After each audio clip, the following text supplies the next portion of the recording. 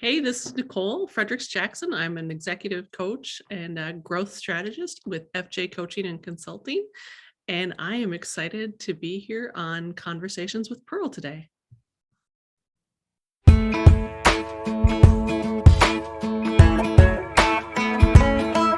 Hello, sunshine, good to see you again. Had to walk out to let you back in. Stuck in a storm of a relationship. Lost my fire. Oh, and I forgot about me for way too long. But it's rolled on. Now there ain't no shade around here. Won't you leave the clouds you're under? Ain't it funny how there ain't no rain? All clear. Why'd it take so long to leave you in the rearview mirror? Now nobody gonna steal my sunshine or turn my blue sky gray. All I know is at the end of the day, wildflowers grow when there ain't no shade. Hey, everybody, this is Pearl, and we are back again for another Conversations with Pearl podcast. And I am so excited to introduce you to somebody I've gotten to know over the past few months and some coaching program that we're doing, but someone I think you guys all need to have a conversation with, especially if you are somebody who's looking to grow your business. And, you know, she's a mom too. So we talk here often about how do we balance all of that together, right? Or my new favorite word is harmonize all that together. So I want to introduce you to my friend, Dr. Nicole Fredricks Jackson. She's a growth strategist and executive coach. She helps high-performing professionals who want to up-level their career without burnout. And let's talk about that. She spent 20 plus years working in law and higher education. She has helped hundreds of professionals navigate their career and leadership trajectories. That big word there. Upon completing her doctorate, this is what I'm interested in learning about, her doctorate in leadership from the University of St. Thomas in 2018. She knew that rather than teach, she wanted to work directly with higher achieving career-oriented people. I'm excited because she's taken that toll that career-oriented people have in that personal and professional life, and she is finding the harmony, and she's paying it forward by helping other professionals like myself and those of you listening on how to harmonize that balance. So welcome, Nicole. Thanks for having me, Pearl. It's such a pleasure to be here. You are so welcome. So I'm excited because, you know, in Conversations with Pearl, we just have a conversation. So those that are listening, you just know that I might ask Nicole some real questions, and she'll be sharing with us that information. So Nicole, tell us a little bit about yourself. Tell us, you know, about your personal life and what brought you down this career path. Yeah. Well, I was a late bloomer when it came to having a family. So I am a mom of a 9-year-old. And that was probably when my life changed the most. But prior to that, I had spent my life very, very career focused. I am a first generation college student who then decided that I should keep going on, that I should continue to law school. So I did that right after that and ended up working in the legal profession for 20 plus years. Part of that working specifically as a prosecutor in the criminal division of one of our local county attorneys' offices here in Minnesota, which is where I live. And then went on to doing higher education as a director of student life and alumni engagement, where I worked with both students and younger to mid-level professionals as they navigated what they wanted to do with their life, how they might want to transition their career from law into something else. And but my life then became very dedicated as well to my family. At the same time that I was also doing my doctorate in leadership.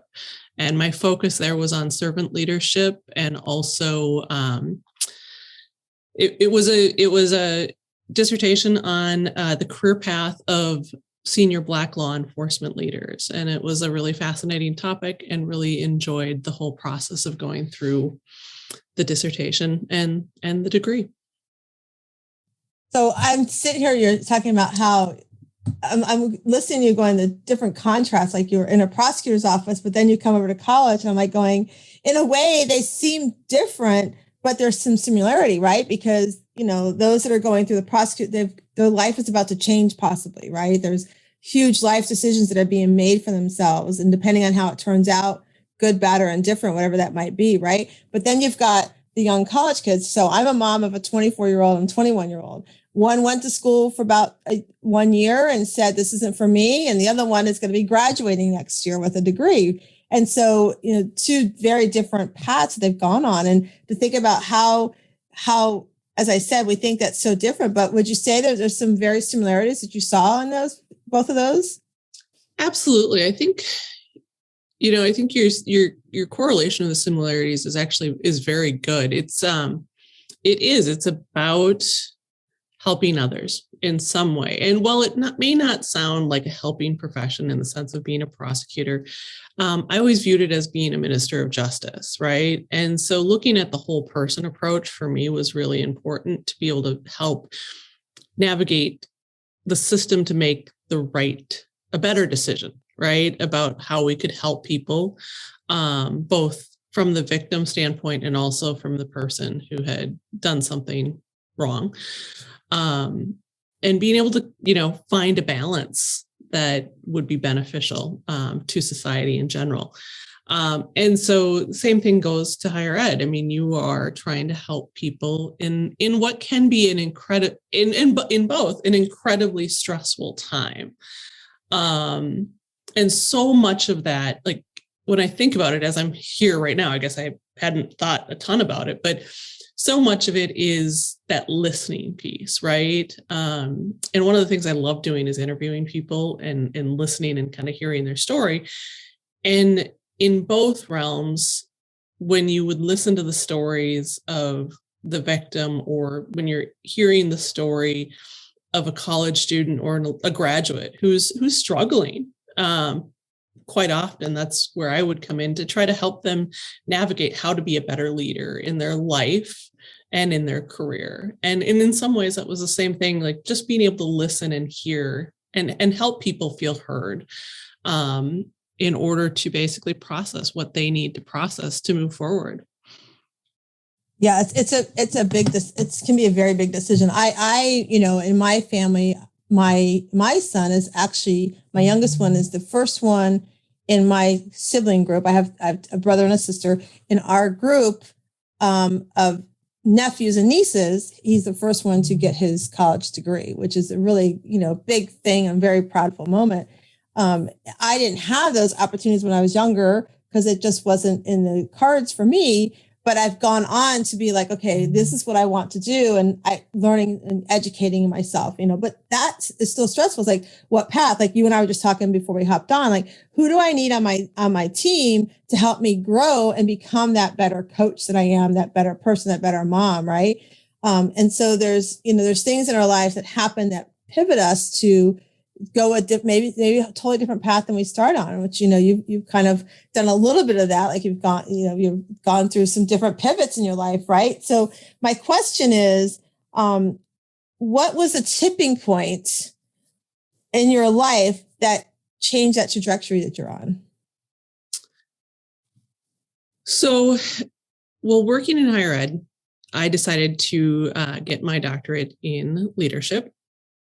And there are a couple pieces with that changed the trajectory. So one piece was having my son. And so it took me a longer time to actually finish my doctorate. And I got it for free because I was working in higher ed. So I was able to take advantage of that piece. I actually did the doctorate initially mostly because I wanted to pay off my student loans from law school. And by going to school, I was able to put those at 0% and pay them. So I viewed it kind of as a part-time job. But I had initially really wanted to do, what I thought I wanted to do was higher education administration. So I wanted to be a dean of students, do something along those lines. I had my son, and it really forced me to really kind of take a look at life. And I remember it was really this decision. I was actually in your area. I was in the Tampa St. Pete area. We'd flown down. I'd read the book Playing the Matrix, and had really just, it struck me for whatever reason. And in that moment on that trip, I'm like, I choose happiness, right? Because so often you were focused on the stresses of work and, all of these different pieces. And I'm like, I choose happiness. I don't know what that means exactly, but I'm going to make a very radical choice to choose happiness, because I wasn't showing up maybe as happy as I could be, because I was so worried about school and I was worried about work, and my focus wasn't where I wanted it to be. I wanted to be with my son. And so it was just one of those things. And really, actually, I was reflecting on it this Christmas, because I do that kind of thing always around this time. And what I was talking about there was actually inner harmony, because happiness is not for the sake of always being happy. It's not that I'm going to live in this blissful state every day. It's just not real. And I don't think that's just the attorney cynical side of me. But that was the choice at that point in time. So I did the work and I started to work with coaches, but I was also doing my doctorate at that point in time. And so the other pivot moment was in the middle of doing this doctorate. I was at the point of having to do the dissertation, which was an incredibly lonely and difficult process, because you do the coursework and you're with people. And then all of a sudden you're like, all right, go forth and do this project. And it's, a book that you're going to write and you're by yourself. But I brought on an accountability partner, and she volunteered to be my accountability partner. And I remember stopping and having this conversation with her. And she asked me a very pointed question, which was, what is stopping you from doing this? Right? Because I kept stopping and I'm like, no, I can't do this. And I knew that there was something in me that was holding me back. And it was in that moment that I said, because I shouldn't be a doctor. Like, who am I to be a doctor? Like, I don't want the title of doctor. Like, I was like, really I mean, this is too much. Like, I couldn't take on this piece when I have a mother with an eighth grade education and a father that just finished high school and not having a lot of those role models. And it was a realization that I was holding myself back because I was afraid to step into that role.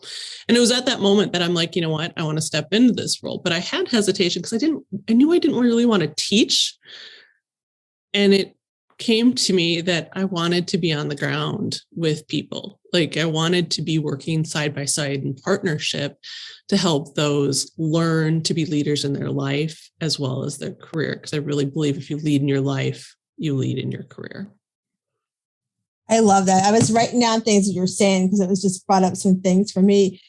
It is that, I'm working right now in our group coaching that I do. We're working on our inner child, right? And what we're told when we're kids is how it affects us in our adult life, right? Or what our surroundings were necessary as a child that tells us whether or not we feel like we deserve it or not. And what you said there was so powerful in that, you felt like, why me, right? Why do I even deserve to be that doctor? Am I entitled to that title?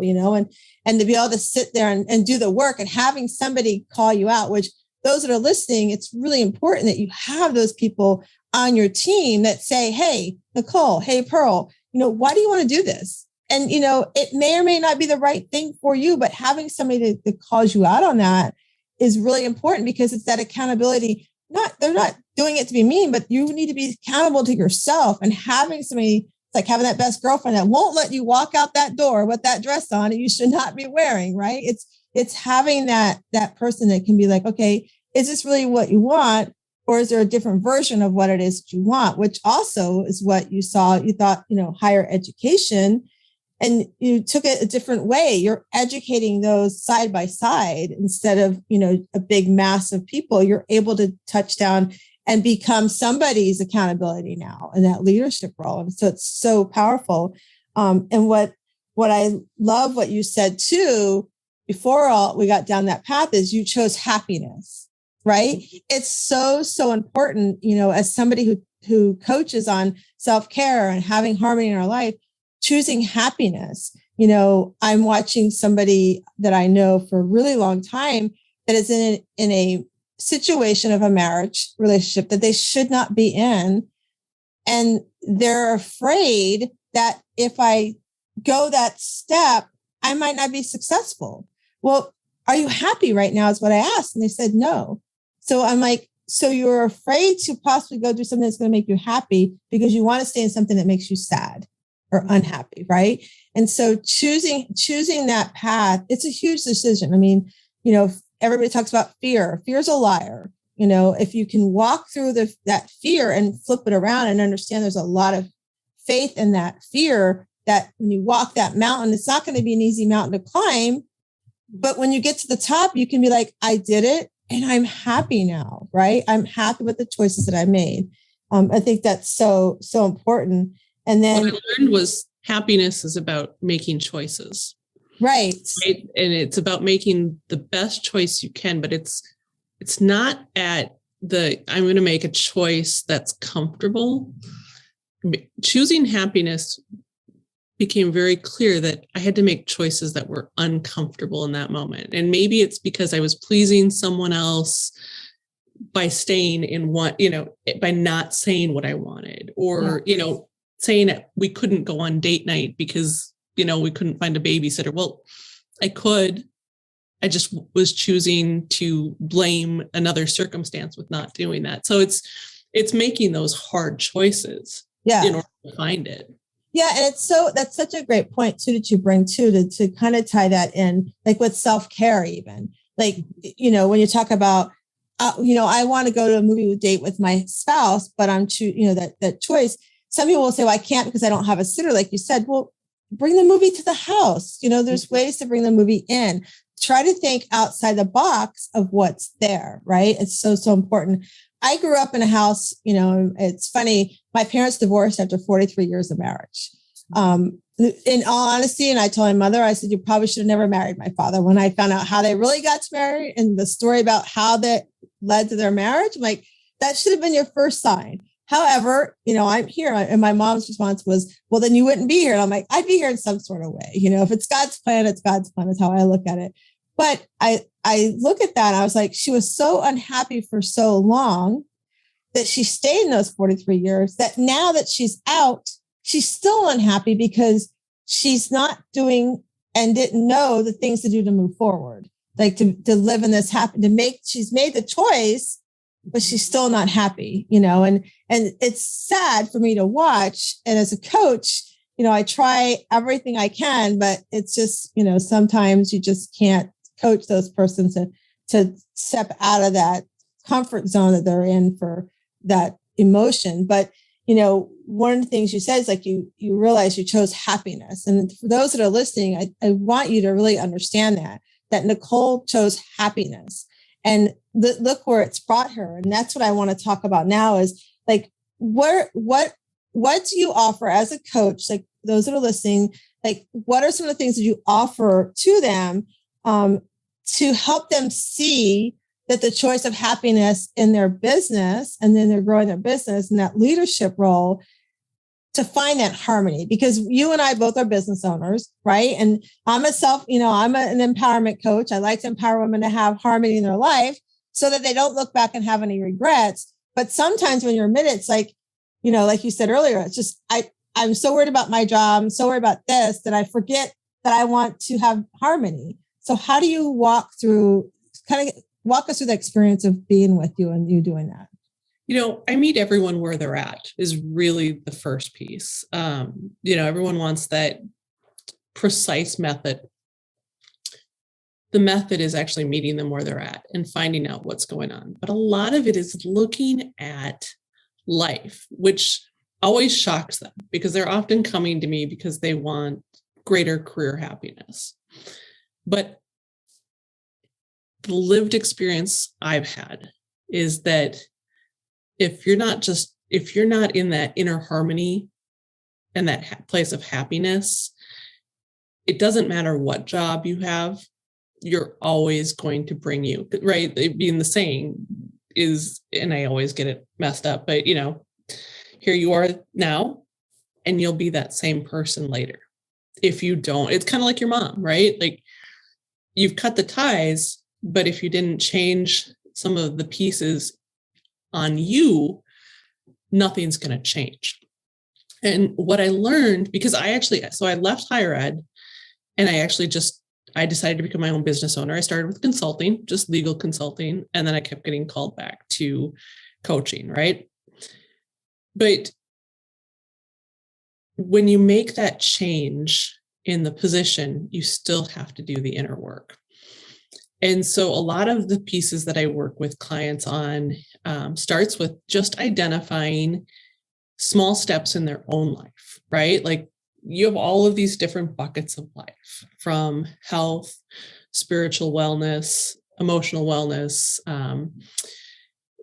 hobbies and fun, which for the group I work with, that's a real challenge. What do you do for fun? I don't have time for fun, right? Like who has time for that? I've got to work. And I was one of those believers at one point in time too, right? But there's all of these different layers, and career is just one part of it. Some people divide it into a pie. There's all kinds of different ways to look at it. But where are some of the places that you feel like on a scale of 1 to 5 that you're doing the best? And where are the other pieces that maybe are only a 3? And what's one small action that you'd like to take to move that piece to a 4? Or what's one action that you'd like to stop doing, right? Because I think we so often think of, I have to do more. And the reality is there are pieces we can do less of, right? Is there something I can subtract? Maybe I eat less sugar, right? And that's going to increase my energy and my health, right? It helps. But it also has other impacts, right? Because when I'm physically fit or I'm taking care of my health, I know I'm showing up better in my career because I'm more confident. For whatever reason, that always impacts my confidence because I feel good. And so those are the pieces we kind of look at, which always surprises them. But then you also walk through pieces that they can do more of and less of within work as well. And part of that is helping them identify ways in how to influence others more. Because there's that piece of being aware of who you are and what you want. And then there's that social awareness. And when you overlay those two on trying to impact others to help make decisions move better, that's a big piece of what we do. But I will also say that another piece that we often work on is expectations, and not expectations of others, but what we're expecting. And a lot of that comes honestly from when you think about some of the books on, it's going to sound weird, but on sales or marketing. When we are attaching to an outcome that we have no control over, it becomes really, really hard on us. But if we know that the process we're into, that we are doing, that we're doing the best that we can, and we're showing up as our best self, and we're putting in the pieces, and we're doing this work on us and how we show up, that the outcome may not be exactly what you want in the end. It might be better. Could be less, but when you put the right process in place, your outcome can change. And so often we're holding on so tight to controlling what the outcome's going to be that we lose sight of what our process is. And I see that a lot. And it's always really surprising when clients are like, oh, yeah, I guess it does feel a lot better to be in this role when I'm not trying to figure out how I get my boss to think a specific way or do a specific thing, or a client to act in the way that I want them to act. Because you have no control at the end of the day on that. What you do have control of is how you show up, the processes that you put in place, and making sure those pieces are together. I love that. It reminded me of the book called Swagger. Have you heard of the book? It's called Swagger. I don't have it in front of me. I have heard of the book. I have not read that book. I'm actually currently reading I'm trying to see if I have it here. I actually just read Adam Grant's book, which was very good on Think Again. And he has a piece on some of that, but then also The Practice by Seth is actually an incredible book. So yeah, it's called Swagger. I think I let somebody borrow mine. I was looking to see if I had it on my desk, but it's by Leslie M. EHM. And it's really good about showing up as who you are, like not who other people think you are. And I love what you said too about sitting down and meeting them where they're at, right? And letting them figure out what is that what does my inner self want? And to understand that, I'm on this planet not just to be this employee, this entrepreneur, whatever that role is, but you're also on it to enjoy life. You've been given this life. You have to find a way to enjoy it. And like you said, if you change the thing, but you don't change the thing that puts you there, that makes you miserable, it doesn't matter whether you're sitting in a different job in a different company, or you change your business, you're still not going to be happy if you don't change the things that totally, make you happy. And that's hard work. It's hard I know as a coach, it's hard for people when they start. I love when they get the aha, like, oh, wow. Yeah, I get it. Right. I love when I get that, but it's hard, watching them go through that process and that realization. It's tough. It's tough to look in the mirror or look on paper and be like, wow, part of this is me. And part of this is what I'm letting others do, right? I was sharing with somebody earlier that I felt like I'd been kind of bullied up until in my early 50s.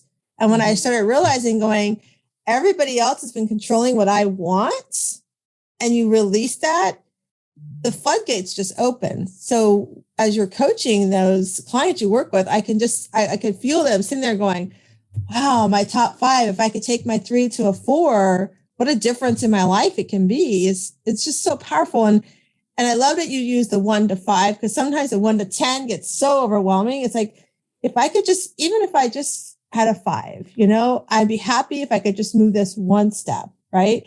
When you and I were talking earlier, we work with a coach, Julie, and I remember when I first started working with Julie and I had said, well, I'm behind. And when she told me you are where you're at, I was like, wow, that's so true. I am where I'm at by my choices. And so if I can look and feel good about I am where I'm at, yes, I could have done things differently, but I can't change it. Life's not a remote. As I often say, you can't rewind it. What can I do to move me forward? And so having that accountability and somebody that walks you through that. And look, I know you and I could both agree, even coaches need coaches, right? I mean, absolutely. I have, besides Julie, I have, another coach just for personal stuff. So it's really important to surround yourself. So those that are listening, and with people like Nicole and like myself that can help you go from where you're at today to where you want to go to. And even if it's just improving one thing in your life, whether it's personal or your business, it's important that once you do that, the gratitude of knowing I moved that from here to there is so powerful. And like you said, too, when you feel good about yourself, you show up differently, right? When you definitely show up differently. And I think it's really important for those that are listening. A few weeks ago, last month, I was away for a couple of weeks retreat, and I had brought my mom with me because I wanted to try to have some conversations around some things that, we have in there. And I realized through that process, it hit me that it's no sense in having the conversation because she's still where she's at. She's not going to recognize what I'm saying. So there's no point. I just got to love her where she's at and put boundaries around what I will accept. Right. And so I think when we put boundaries around what we will accept in our life, and we realize I deserve more than just working a 9-to-5 job, doing my business. I want to have date nights with my spouse or significant other. I want to spend time with my children. Then you start realizing that I can have that harmony in my life. And, we have a mutual friend, Karsta. She taught me about that word harmony. I've totally changed it because so often we hear the word balance, right? And balance, you can't have 100% balance. I mean, a perfect example was I was in Vegas. My family's on the West Coast, East Coast, and I was on the West Coast. How can I have balance, right? But if I can find how to have harmony in having to do that or whatever I'm facing, life becomes less stressful. Would you agree? Absolutely. And I don't believe it. I don't think balance is a thing. Because life is 80-20, 20-80, depending on which direction you're looking at it, right? Like there are some days I have a lot of time to spend with my family. There are other days I'm going to need to put in the hours, whether I was working as an attorney or in higher ed. There were times where you have a cycle of things that have to be done. But it's changing the narrative of it too, right? Because we all want to be like, well, I don't want to work so much. Work, I mean, it depends on the person, right? Shouldn't say it quite that way, but it is, when I reframed what work is for myself, it serves a purpose. And the purpose is the necessity of providing for the family and providing for the things maybe we find important, right? For our family, we like to travel. So work provides that piece. It's a necessity. But I took purpose out of work in the sense of it wasn't my purpose, right? Like I have meaning in my life that's beyond what my career is. My career helps feed that meaning and helps me be able to afford some of those meanings. But it's just one of those pieces. And it's like Karsta says, it's harmony. Sometimes I use work-life flow, and I just recently had someone talk about it as work-life blend. But the bottom line is it's about creating a life by design rather than default. And it's about making very intentional choices about what you want to do and how you want to spend it. And that doesn't mean those choices are going to be easy, because they're not. And it also doesn't mean that we're broken. I mean, I think that's one of those pieces that I like to remind people that when there's work to be done, whether it's hiring a coach or bringing in it's your personal board of directors. They're the mirror to be able to help you see better, right? Like to be able to look and go, oh, maybe that isn't my best action. Or could I take that a step up, right? Or am I showing up as my best self? But you need to have that feedback in order to continue to grow. It doesn't mean you're broken. You are where you are. And I think is it Brene Brown who talks about being in her psychologist's office and basically getting so upset when they're like, well, do you think maybe they were doing the best they could? She's like, no, they were never doing the best they could. How could she say that? And then she goes through this whole thing, but that's my version of what she says. And it still makes me laugh because it's so true. Like you're doing the best you can with where you're at and what you have. Doesn't mean you can't build skills and grow more. Right. It's just, that's all it is. It's just an opportunity to grow. And it's so important to those that are listening to understand that. You know, you do the best you can do, and it doesn't mean that you're a bad person. That's where you're at. And, you know, if you can take that lesson and say, I love sharing the mountain. I always say, climb the mountain. Well, don't run to the top of the mountain. How about what does the mountain look like? What's at the top? And we all know when we get to the top, we got to come down, right? But do I have to fall down? No. And I don't have to run up either, right? So if I can take and stop partway up the mountain, and maybe you stop a couple times up that mountain to accomplish what it is your goal is, and to have that unity and have that, workflow, harmony, whatever you want to call it, then stop and enjoy it. Just stop and look back and look at the scenery and be like, wow, I've come this far. Look at this beautiful blue sky. And, look at whatever that is for you. And then take the lessons and say, this is what I learned so far. And this is what I know I don't need anymore. Release over the mountain what you don't need anymore, and then finish the climb. And then when you get to the top, enjoy it and enjoy why you're up there. As moms, I always tell I don't like to call them my CEO moms, who are the CEO of their household. I tell them, you're not a stay-at-home mom. You're running a house. You are running a business, which is your home. And you don't have to do it all by yourself. There's pieces, whether it's a significant other, a spouse, there's kids, whatever that is, they're all part of that. And they all own claim to it. So, finding a way to I always share on my podcast. I refer to my sister-in-law often. My nephew at 3 or 4 years old, he was putting his clothes away. And she said he needs to learn this life skill. And it allows me to spend time with him. So she was teaching at the same time as accomplishing a chore. And so when you get to the top of the mountain and you can say, what have I done? Who has helped me get here? Who has not helped me get here? Who do I need to bring with me? And who do I need to release? It's okay to do all that. And it's okay to recognize. And I think too, for our self-care, it's important that we walk through those steps, because if we want to continue this success, or maybe you get to the top of the mountain and go, screw this, I don't want to do this anymore, then it's okay to release that. I think for me, I know, especially we've watched a lot, and it was interesting. I don't remember who shared the report yesterday, but it's interesting coming through COVID. Yes, people have a shortage of employees, but what they were also saying is that a lot of the demographics of what they're short of is those that are close to retirement that said, I don't want to do this anymore. I want to enjoy my life, right? Or the younger demographics going, I don't think I want to do that job anymore. I think I want to be an entrepreneur or start my own business, right? So it's those reflections, and it's sad that it took a pandemic to have our our country and our world recognize some of those important things. But I love people like you that are helping, and I love being a coach because I get to help people see, and you're helping them see, this is what I want to do, and this is what I need to change it, right? Yeah. So I think it's just so powerful. Tell me a little bit about your family. So we haven't talked about your family. Tell me a little bit about your family, and then tell me, what are some of the favorite things that you like to do as a family? And then how do you incorporate your own personal self-care into your daily? Well, my family is my spouse and my son, who's 9. So my husband now works actually in higher ed as well, but he was a law enforcement officer for 28 years.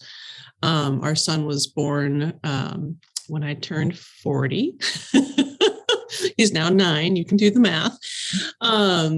And he is an avid Lego person, but he is now getting a little bit more of some of the video games, which COVID did bring that whole realm in. And I'm embracing it. I'm trying to become okay with it and knowing that there are some benefits. We also have a golden retriever, and a dog is always a part of my life. I came to my relationship with my spouse with a yellow Labrador retriever, and my husband knew very well that the dog was number 1 in my life and that he was number 2. Now my husband's number 1, but until that dog was gone, he's like, all right, I guess I know where I stand. Love it. And you asked, what do we like to do, right? What do you like to do as a family? And then how do you incorporate your own personal self-care? So what do we like? We like to, we are a funny family. So not fun. I mean, we love to travel together. We like to do just kind of random things where we maybe take a 2-hour trip up north and go on a staycation. Actually, we were laughing at ourselves because before our vacation that we just took for Christmas break, we actually went 1.5 miles away and stayed in a hotel so we could watch airplanes land. It was right next to the airport, and it was the best time. So, just had a little dinner and enjoyed that. So just spending that quality time together and those types of things. And incorporating daily self-care. It comes and goes, right? And it is one of those things that you need to do. And I know when it's missing. It's the high achiever perfectionist in me that gets the best of me. Oh, I can't do it perfectly today. So, why do it? I recognize that, right? So I just set that out there so people don't think that I'm perfect at these things, because I'm not. And there are days where I'm better at it and days that I'm not. But honestly, the best self-care for me is meditation. And I know that's not for everyone, but meditation is something for me where my meditation's not fancy. There was a time where I thought, you need to have a, Zafu cushion, you need to sit totally upright, and you need to do exactly this and have this music, and no one can bother you. I've learned that the best self-care for me is to learn how to meditate in the middle of chaos, because it ultimately is something that has served me well when I'm going into a really difficult meeting or a difficult conversation, and I'm able to center myself for 1 minute prior to that. And my meditation in the morning, it's often been a morning meditation. I am trying to incorporate more of an evening meditation because sleep is really important. And I have to say, as a premenopausal woman, I'm really struggling with the sleep cycle right now. So I'm trying to find self-care things that help move that along as well. But meditation has honestly been the best thing for me. And sometimes it's just quiet sitting. Sometimes it incorporates a prayer within it. For me, spirit does include God, but it's a belief in something that's higher than yourself, no matter what that belief is, or whether it's a encounter with nature, with God, with the universe, however you define it. I think it's a really important piece of self-care. So I love that you are saying that. I just love that. It's so powerful. And for those that have been listening, they know that I have a great relationship with my dear friend. Her name is Sharon RG, and she has Mending Meditation. And when I met her, we met because she was doing a mental health weekend. And I said, hey, I'll be a speaker. And we've grown this great friendship, but I never knew how to meditate. The thought of sitting quietly with myself was like, get out of here. I cannot do that. There's too much up here, right? So I actually took her course, and she's taught me to meditate not once, but twice a day. So in the morning and at night. And what's great is she writes her own meditations. And she said, everything you said, I was as if Sharon was sitting right there next to you going, yes, yes, yes. I love that. Because she says, it doesn't matter whether you're laying down, sitting up, you don't need nothing fancy, right? She writes all her meditations. She's not a plug and play. She's like, you don't need special things. You can sit with yourself and be quiet with your thoughts. Because so many times things, I'm sure you find too, come to our mind, that help us go, oh, that's how I want to do it, right? Those aha moments.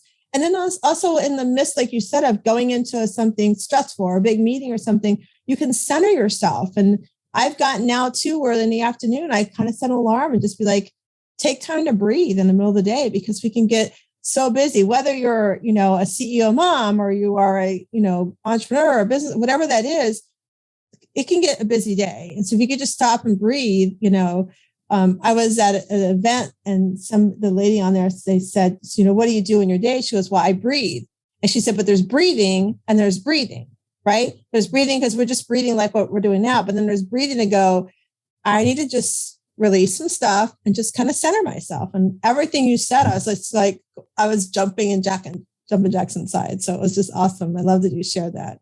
And actually, one of the pieces you mentioned, the breathing, it's another piece that I will incorporate through the day, where I'll just stop and I'll take one deep breath in, but I will it's about 30 seconds to just watch your next 3 breaths. And it's nothing that takes any time. Mm-hmm. And I've worked with clients who we've worked on having kind of, some keywords that they can tell themselves before they go in to a meeting, or the breathing exercise. And they're like, I just don't have time. And so we will do it.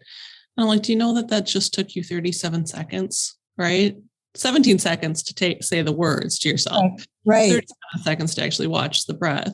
And they're like, could you do that in between meetings, or, maybe like stepping away from your children or before you go in? Like, that's one of the pieces you work with, is the engagement, right? Like, especially in this work from home, you're in your room, your office working, and then you go out and you're now a mom, a parent, or, could be a dad too, but I often work with moms, working moms. And you've got to have that separation. And all you need is that moment, like you talk about, just to just settle yourself, whether it's watching, like taking doing a breathing meditation, or just being quiet, or just watching the breath, something that can create separation. That's true. This has been so much fun. I can't believe the time has flown by already. I have a question to ask you before we do our little special thing we do every time. And my question is, what's one sentence that you can leave the audience with to remember you by?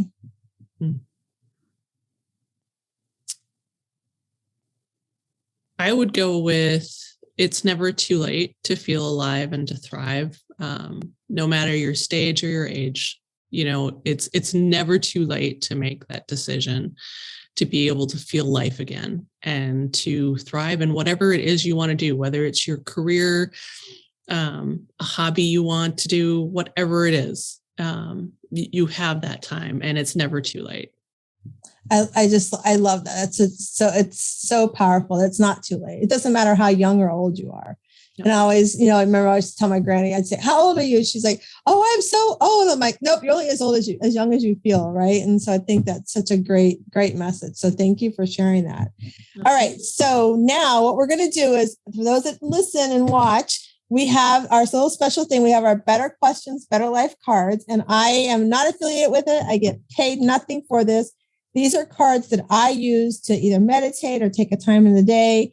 I'll pull a card once a day. And so basically my friend Carol Gill, and you can go to betterquestionsbetterlife.com and get them. But we're going to shuffle these, and then you're going to tell us, Nicole, when to stop, and you're going to answer the question. Okay.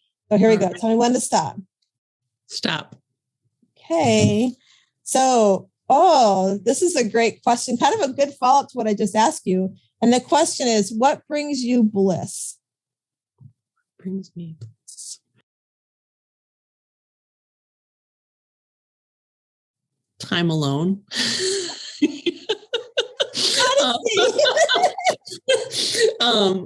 I am borderline extrovert, introvert. I am very extroverted, but one of the things that I absolutely love is being able to take a journal, and to just go and be. I always ask for these like couple day retreats. So my husband knows now what I want for Mother's Day.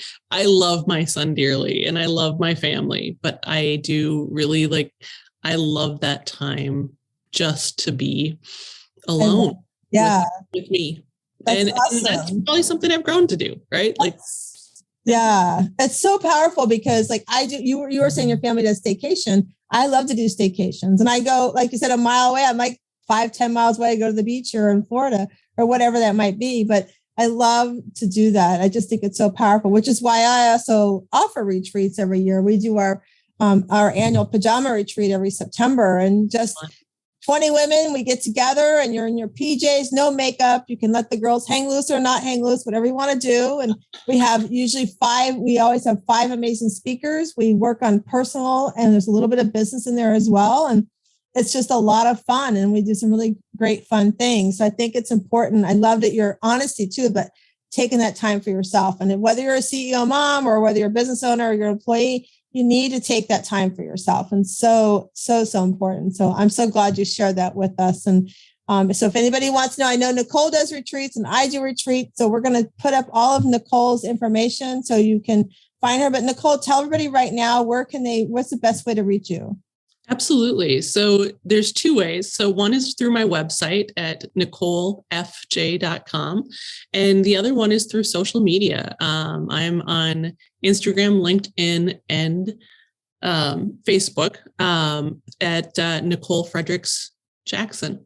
So, and I see OLE, no H, Fredricks Jackson. I love that. So make sure you look for Nicole, and we'll put everything on there. And I'm so glad you were with us today, and we got to learn a little bit more about you. And, I love the things you shared about, taking the time for yourself, choosing happiness, you guys. So as Nicole shared with us today, please, as you listen to this and you close out your day or you start your day, whenever you are listening to this, choose that happiness, because it makes a world of difference. And remember, as we always say, I want you to go find your inner pearl of greatness. Have a great day.